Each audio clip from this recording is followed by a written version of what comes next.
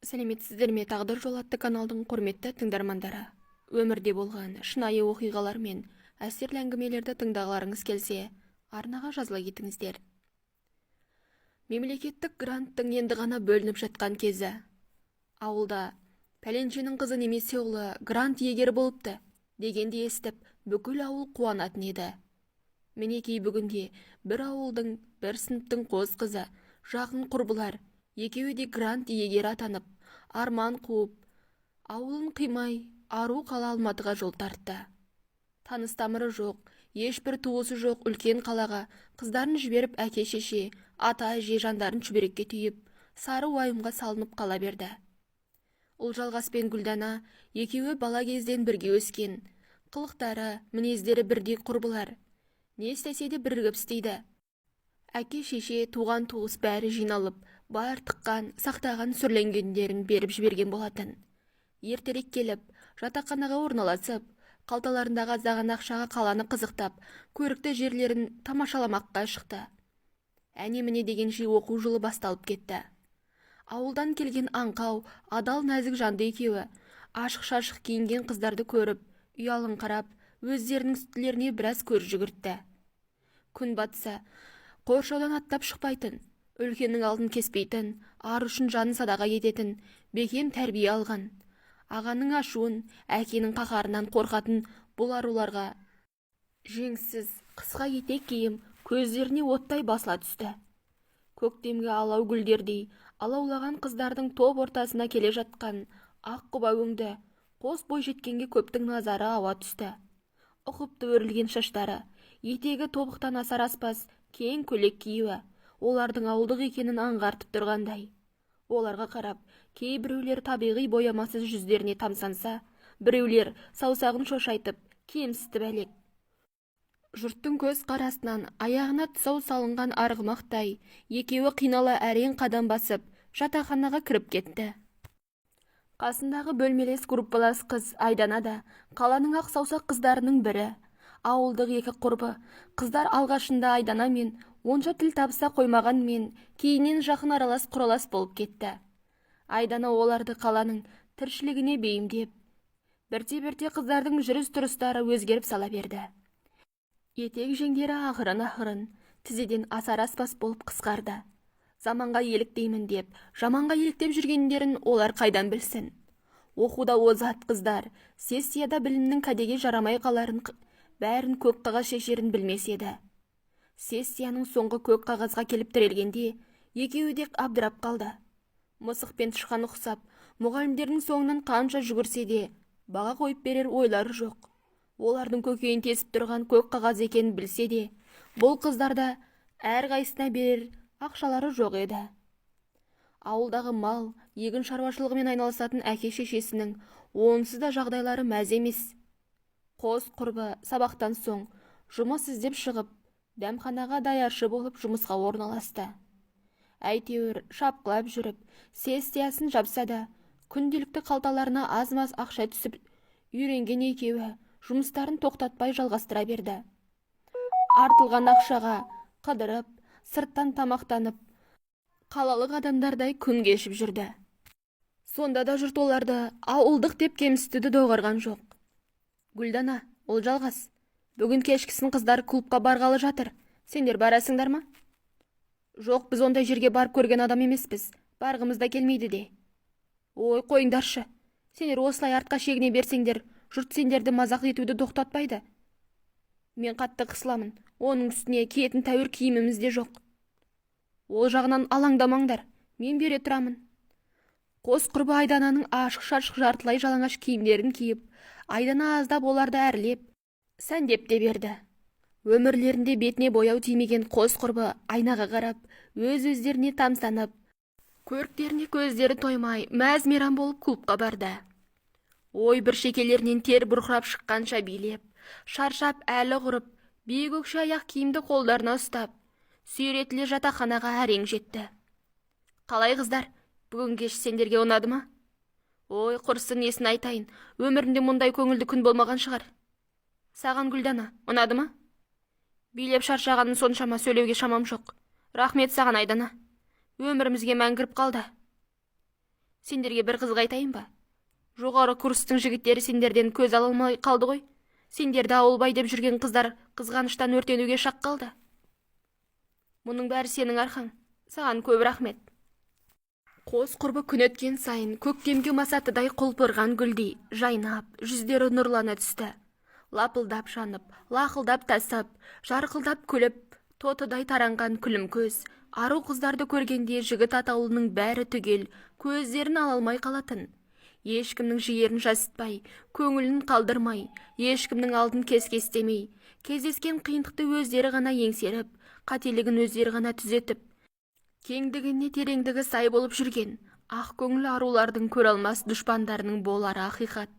Аузы қисық болса да байдың баласы сөйлесін дейтін заманда өмір сүріп келе жатқандықтан, бұл жағдай жоғары оқу орнының студенті, шенеуліктің шіріген, кісімсінген мінезді, бай әкенің дәулетіне шалқыған ерке бойжеткен Анельге ұнай қойған жоқ.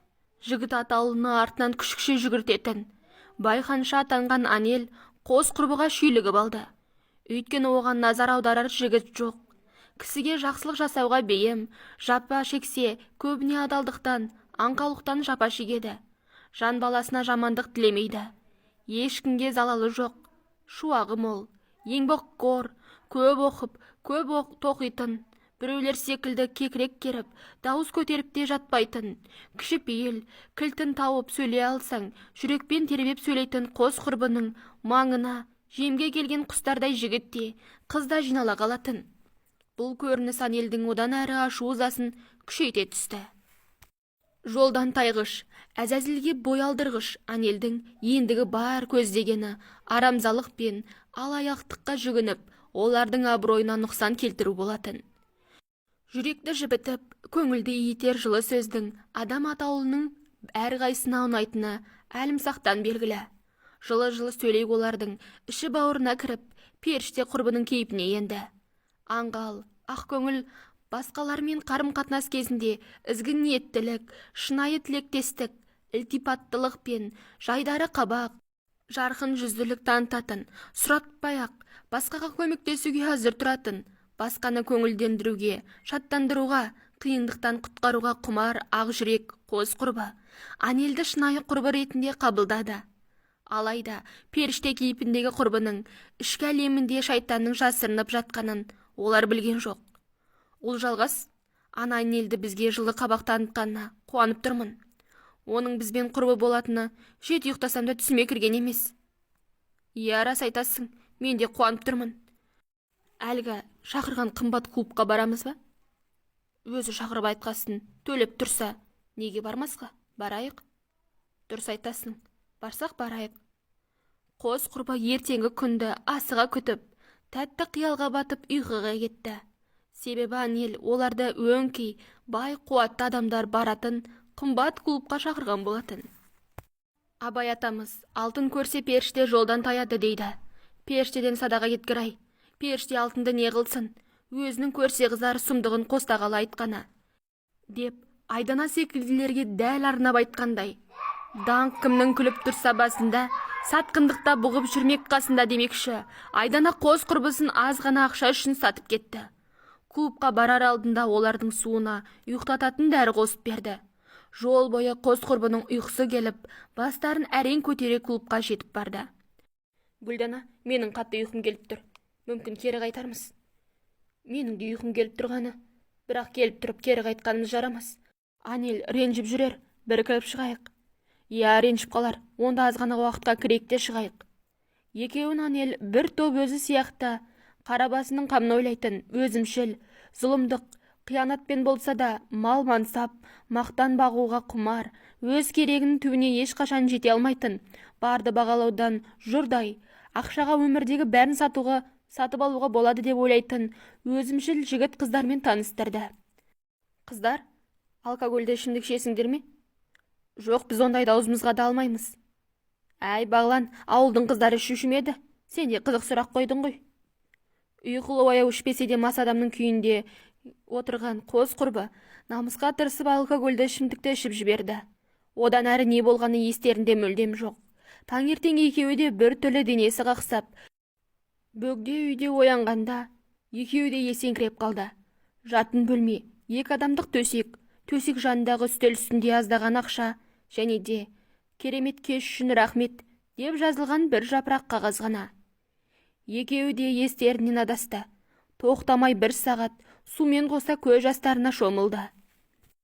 Өмір жолында қиындықпен қоса адам деп айтуға ауыз бармайтын адамдарда болатынның тағы бір дәлелі. Шариғаттағы өзіне қол жұмсаудың үкімі ауыр екенін жақсы білетін қос құрбының бұл жолды таңдай алмауы. Қыз бала үшін ең асылда қымбат, пәктігін кірлету өте ауыр да қиын екенін бүкіл әйелдер жақсы білетіні мәлім. Олардың жан күйзелісін сөзбен жеткізу мүмкін емес тіпті. Әділетсіз қоғам. Не айтайыры, жігіт жаза басқан екен, кейін түзеліп кетеді деп жігіт атаулыны кешіре салары сөзсіз. Ал қыз баласын ешқашан кешірілмейді. Өмір бойына осы бір күнәқарлықтың ми батпағынан шыға қоюы екіталай емес пе?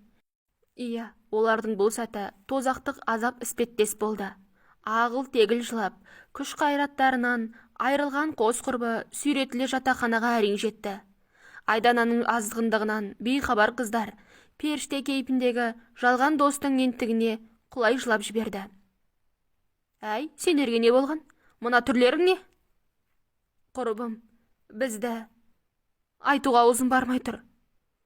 Аңғал, ақ көңіл қыздар бар болған жағдайда көздерінен жастарын сыға отырып, қорс етіп мұрындарын тартып баяндап берді. Жандарым-ау, нелерің бар еді ішімдік ішіп? Көрпелеріңе қарай көсілсеңдер болмайды ма? Ол ішімдікке бола бұлай естен тана қалуымыз мүмкін емес болар. Айдананың көздері шарасынан шығып кете жаздады. Онда неге түк сезбедіңдер? Соны өзімізде түсіне алар емеспіз. Қос құрбының түрлері адам шошырлық. 2 көздері домбығып, көп жылағаннан өңдері қурап, тірі өліктей отыр. Домбығып ісіп кеткен 2 көздерін жұмып, бір сәт әзер ұйықтады. Бойындағы бар күш қайраттарын жинап, сүйем деп болса да сүйретіліп, оқу ғимаратына қарай жол тартты. Әшейінде оларды көрген бойда қолдарын сермеп, езу тартып алыстан сәлемін жолдайтын құрбы достары олардан теріс айналды. Бір топ нөкерлерін ертіп, алдынан Анел шыға келді. Қыздар қалайсыңдар? Кешегі түндерің қалай? Көңілді өтті ме? Не деп тұрсың? Қойшы, білмегендей болмаңдаршы. Сендердің қызғұмар жігіттердің қойына кеткендеріңді бәрі көрді. Не дейсің? Анел, айттым ғой саған. Ауылдан келген мұндайлар, салдағылар басқа осылай ақша табады. Иә, Анел, біз саған олармен достаспа деп ескерттік емес пе? Қыздар, онсыз да ашудан жарылардай болып тұрмыз. Білмей жатып жала жабуды доғарыңдар. Неге ашулысыңдар? Әлде жігіттер аз төледі ме? Доғарыңдар деймін. Доғармасақ қайтесің? Мен саған көрсетемін. Қыздар шаш жұлса төбелесе кетті. Жылап-жылап таусылған, алғаш рет ішімдік ішкен қос құрбы әлсізденіп, тобырдың астында аяққа тапталды. Анелдің діттегені де осы болатын. Онсыз да ашулы қыздардың ызасына тиіп, алғашқы болып төбелесті бастауын күткен еді. Көздегеніне жетіп, жөніне кете барды. Әбден күйзеліске түскен қыздардың сабақ үлгерімдері нашарлап, гранттан құлап, ақылы бөлімге ауыстырылды. Алайда оларды оқу ақысын төлейтін ақша қайдан болсын? Әке шешесіне айта алмасы белгілі. Қалай ақталады? Не деп түсіндіреді? Жұмыс істеп ақысын төлеуге тырысқан мен шамалары жетпеді. Оқудан бір жола шығарылып, жатақханадан қуылып далада қалды. Түн ортасы, аштан аш жаурап, жасынап отырған қыздарға қорған болар жан табылғаны оларды қуантып, өмірге қайтарғандай болды. Әй қыздар, мұнда не ағып отырсыңдар? Үйлеріңе қайтыңдар. Түн ортасында көшеде жүру қауіпті. Үйіміз болса барар едік, әпке. Ой, үйлерің жоқ па? Бұл жоқта тұрмайсыңдар ма? Өмірден опық жесе де, ауыздары күймеген қос құрбы бейтаныс әйелге өз өмірлерін жіпке тізгендей баяндап берді. Ендеше менімен бірге менің үйіме жүріңдер. Рас айтасыз ба? Әрине рас. Сендер ақша жинап, ауылдарыңа қайтқанша менің үйімде бола тұрыңдар. Қыздар қуана келісіп, өздері мүлдем танымайтын, бұрын соңды көрмеген бөгде әйелдің жетегіне еріп кете берді. Қос құрбы жуынып, Бөгде әйел берген киімдерді киіп, тоя тамақтанып, шаршап ұйықтап қалды. Түске таяу оянып жұмыс іздемек болып, сыртқа шығуға дайындық жасап жатты. Бөгде әйел кіріп келіп, хал жағдайларын сұрады. Қыздар қалай, жақсы демалдыңдар ма? Жүздеріңе қан жүгіріп қалыпты. Иә, сізге көп рахмет, Алла разы болсын. Bir жаққа жиналдыңдар ма? Жұмыс іздеп қайтсақ деп едік. Жұмыс? Қыздар, мен сендерге тамақ, жылы, мамықтай жұмсақ төсек бердім. Судың да сұрауы болар емес пе? Мұның бәрінің өтеуі бар деп ойламайсыңдар ма? Жұмыс тауып істесек ақысын төлейміз. Маған сендердің ақшаларың қажет емес. Олай болса қалай төлейміз? Бізден сізге не қажет? Маған сендер қажетсіңдер. Кәне, менімен бірге жүріңдер. Қос құрбы түк түсіне алмай, әлгі әйелдің соңынан еріп жүрді. Ұзыннан ұзақ, әр 2 метр сайын бір бөлменің есіктері. Қайда, неге бара жатқандарын түсіне алар емес. Соңғы есікке барып тоқталды. Есік ашқан кезде құрбылардың көздері шарасынан шығып кете жаздады. Міне мына қыздардың бәріне сендер секілді шерге ас төсек орын бергенмін. Бірақ бұл қыздар бұл жерде неге отыр? Өтемін өтеп отыр. Сонда қалай, түсінбедік. Сания сендерге бәрін түсіндіреді. Сания, кәне мына қыздарды күтіп ал. Құп болады ханым. Іштен денесі ірі, бойы ұзын, бір қыз шығып, құрбыларды жұлқылай ішке кіргізді. Ей қыз, мұның не? Тез жібер бізді. Әйтпесе не істейсің? Қане көрсет, өнеріңді көрсет. Ұлжалғас дәу денелі қызға қарай қол көтермек болып еді. Әлгі дауғыз Ұлжалғастың тамағынан қысып, буындырып, өлтіруге сәл қалды. Әлін білмеген әлектеген, мына қыздардың бәрі менің бұйрығыммен отырып тұрады. Сендер де маған бағынышты боласыңдар. Бағынбасаңдар, сендерге тозақтың азабы қалай боларын көрсетемін. Қос құрбы өздерінің қандай тозаққа тап болғанын түсінгендей болды. Сендердің бұларың не? Ардан бездіңдер ме? Әке шеше, аға әпке, туған туыстарың жоқ па? Қыз баланың ең қымбат құндылығы ар емес пе? Жанымды алсаңдар да арыма кір келтірме дейтін ұғымды ұстанатын қазақ қыздар емеспіз бе? Бәріміз, мен қазақ қызымын деген үлкен атқа лайықпыз ба? Деген сауал қойып көрейікші. Қазақта қыз баласы ұяңда инабатты, сыпайы болған, ер адамға тік қарамаған, жүріс-тұрысы салмақты болып, сызылып, сыпайы қозғалған, орынсыз жыртыңдап күлмеген, ешкімнің сөзін бөлмеген, етегі ұзын, кең көйлек киген, басында тақия, не бөркі болған, жөнсіз әдепсіз сөйлемеген, кісінің алдын кесіп өтпеген, дауыс көтермей, бәсең дауыспен сөйлеген, кешкілік жалғыз жүрмеген, басқаларға қол тигізбеген, және де кісіні болсын, жануарды болсын теппеген, суық жүріс, суман қылыққа бармаған, өтірік өсек айтпаған, адамға қарап, есінеп, не керілмеген, талтайып отырмаған, тамақты асап жемеген, бұраңдап қылымсымаған, біреудің алдында киім ауыстырмаған, салт дәстүрден аттамаған, ешкімді ғайбаттамаған, ішімдік ішпеген, шылым шекпеген, тәкаппарлыққа жол бермеген, үлкен кішіні сыйлаған, шектен тіс боянбаған. Мінеки, қазақ қызы осындай болған. Иә, бәріміздің де бойымызда бұл қасиеттер толығымен табыла қоймас, дегенмен әлі де өзгеруге болады. Әй қыздар, бұл же сендерге дәрісхана емес. Үндеріңді өшіріңдер, қазақ деп миымды ашытпаңдар. Қазақ жерінде, қазақ елінде қазақ болып туылсаң, бұл атауды сыйламауға хақың жоқ. Біз мұсылман болғандықтан ең алдымен өз арымыз бен намысымызды биік ұстауға тиіспіз. Мұсылман, қазақ деп неменеге басты ауыртып тұрсыңдар? Сендер де біздей болмасаңдар, бастық бұл жерге сендерді алып келмес еді. Жоқ, сендер мен біздің айырмашылығымыз жер мен көктей. Біз бір рет қана еріксіз түрде арымызды таптауға жол бердік. Бірақ енді басымды шапса да, оған жол бермеспін. Арымның жолында жаным садаға кетсін. Ал сендер өз еріктеріңмен арларыңды таптатып жүрген, кеудесінде жаны жоқ, жай ғана қуыршақсыңдар. Егер кеуделерінде жүректерің болса, бұлай жүрмес едіңдер. Қыздар дауласып тұрғанда, әлгі бөгде әйелмен қоса жас жігіттердің даусы естілді. Әпке, бүгін бізге жап-жас, қаймақ алынбаған қыздарды тауып қоямын деп уәде беріп едіңіз. Уәдеңізде тұрдыңыз ба? Інішек, мен қашан сөзімде тұрмап едім. Мінекей олар. Ұлжалғас Гүлданаға қарағанда кішкене еті тірі болатын. Бөгде әйел есікті ашқанға дейін өзімен қоса Гүлдананың жүзін ұзын қолаң шаштарымен бүркеп үлгерді. Өйткені ол бұл дауысты есіне түсірді. Бұл сол күні ұйқы дәрінің күшінде жатқанда арын таптап пәктігінен айырған жігіттердің даусы болатын. О, міне нағыз бақыт, фигуралары атта екен. Сіз уәдеде тұрсаңыз, біз де уәдемізді, міндетімізді атқарайық. Мінеки уәде еткен сума. Ал қыздар, жүріңдер.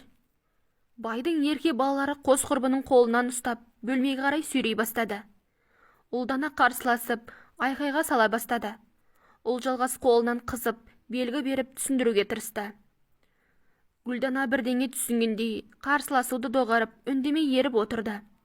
Төртеуі бір бөлмеге кірді. Жүзін ашып көздеріне тік қараған қыздарды көргенде ерке жігіттердің зәрелері зәр түбіне кетті. Қамалсам қамалып кетейін. Есесіне мына әлем біреу болса да сендей оңбағаннан тазарып қалады. Жібер, жібер. Жанның тәтті ме? Өлгің келмейді, е? Ендеше, сен екеуің бізді мына жерден алып шығасыңдар. Не? Армандаушы болма. Ендеше соңғы тілегіңді айт. Мына табынып жүрген әпкелерің өзінің артын ашпау үшін сенің өлігіңді көзге көрсетпей қорытып, жабулы қазан күйінде қалдырса керекті. Мен ешкімнен қорықпаймын, жоғалтар ештен кем жоқ. Ұлжалғас жігіттің мойындағы шишасы нығын одан әрі тағай түсті. Жаны қиналса керек. Жігіт көп күттермей келісімін берді. Жарайды сендерді алып кетемін. Бірақ қалай, ол оңайлықпен келсе қоймас.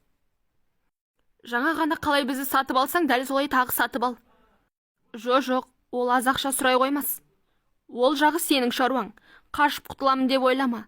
Адамнан жасырсаң да, Алла бәрін көріп тұр. Біздерді қайта жүздестіргенде Алланың ісі. Өлімнен емес, өлімнен кейінгі өміріңді ойла. Жарайды, қазір сөйлесемін. Сен барып келісіп кел. Ал оған дейін мына досың кепілде болсын. Ұлжалғас тұтқындағы жігітті итеріп жіберіп, екіншісіне жармаса кетті.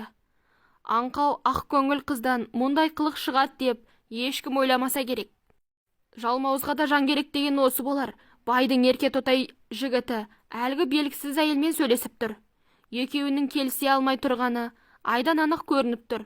Бір кезде әйтеуір жігіт жақсы жаңалықпен оралды. Төртеуі бірге бұл мекеннен алыстап кетті. Міне, бұл әрекеттердің жігітке тән. Қыздың арын таптауға ешкімнің құқығы жоқ. Бұл сендерге сабақ болсын. Сендер әлі-ақ жазаларыңды тартасыңдар. Ауылдағы хабар ошарсыз бізді уайымдап, қайғыдан қан жұтып отырған әке-шешеміздің көз жасы, біздің көз жасымыз сендерді жібере қоймасы анық. Сендерді қарғыс атсын. Алла жолына салдық. Айтқандай, заттарымызды алып бергендеріңіз үшін көп рахмет. Қос құрбы құтылғандарына қуана, бірден ауылына жол тарту үшін Ұлжалғас ұялы телефонын сатты. Өздері әлі күнге дейін нағыз құрбы санап жүрген Айданамен қоштасып кеткенді жөн көріп, оған жолықты. Бар бастан өткендерін баяндап берді. Айдана олармен қосыла еңкілдеп жылап алды.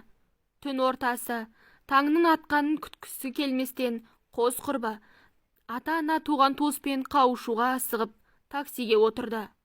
Көздеріндегі ауылдағы ағайынға тезірек жетіп, өзгелерге әлгі тозақ мекен жайлы жеткізіп, құлдықта отырған қыздарды құтқару болатын. Өздерінің шамасы келмесін біліп, өзгелердің көмегіне жүгінгенді жөн көрді. Түн ортасы, таксиде жандарын шүберекке түйіп келе жатыр. Қаладан шыққан соң көлік бұзылып, жүргізуші оларды басқа көлікке салып жіберді. Бұл екі қыз қорыққандықтан алғашы таксиге мінгенде Гүлдананың телефоны мен көліктің номерін бұзылып басқа көлікке отырғандарын құрбысы Айданаға қоңырау шалып айтқан болатын. Бірақ екінші көліктің номерін көре алмады. Онсыз да өмірлерін ойран еткені үшін жаны азапталып жүрген Айдана олардың аман есен өз жерлеріне жету үшін Құдайдан тілеп отырды. Гүлданаға хабарласып еді, телефоны сөндірулі. Үрейге бой алдырып жанын қоярға жер табалар емес. Қайта-қайта қоңырау соғып жатыр. Сөндірулі телефоны қайта қосылмады. Ақмақ адамдай түні бойы ары-бері жүріп, көз ілмеді. Араға 2 күн өтіп, қос құрбыны іздеуге бүкіл Алматы кірісті. Полиция қызметкерлері ерікті қаншама жастар. Бір апта өтіп, айдаладан 2 қыздың өлі денесі табылды. 2 қыздың өліміне себепкер болған Айданы есінен алжаса жаздады. Қос құрбыны ең соңғы болып көрген сол болғандықтан тергеуге алынып, шыдай алмай бар шындықты баяндап берді. Сол сәтте ақ әлгі жердегі жезөкшелер мен олардың жеңгетайы тұтқынға алынды. Байдың ерке балалары әлгі 2 жігіт пен Анел сол күйі жазасыз қалды. Алғашқы отырған таксист жігітте өзінің кінәсіз екенін, көлігі бұзылып оларды басқа көлікке мініп кеткенін дәлелдеп жазадан босатылды. Алайда екінші мінген көліктерді де, жүргізушіні де, өлтірген қанішер де сол күйі табылмады. Сол күннен бері Айдана күндіз күлкі, түнде ұйқыдан айырылды. Қыздарын дипломмен күткен ауылдастары табыспен қос қыздың мәйітін күтіп алды. Кінәлілер мына өмірде жазасыз қалғанымен, Алла тағала жазықсыз қалдырмасы хақ. Қос тағдыр, қос құрбының күлі көкке ұшты. Бұл оқиғаның орнын алғанына 14 жылдай уақыт өтіпті. Баяндап берген аты өзгертілген кейіпкер Айдана жан азабы мен ар азабы әлі күнге дейін маза бермей жатқан көрінеді. Оған қарсы жаман пікір жазбауларыңызды сұраймын. Анел жол апатынан сол оқиғадан соң көп ұзамай қаза болыпты. Бұл оған берілген жаза ма, әлде жай сәйкестік пе белгісіз. Осымен әңгіменің соңы. Әңгіме ұнаса арнаға жазылып, лайк басып, маған тіркеліп кетіңіздер. Сау, сәлематта болыңыздар.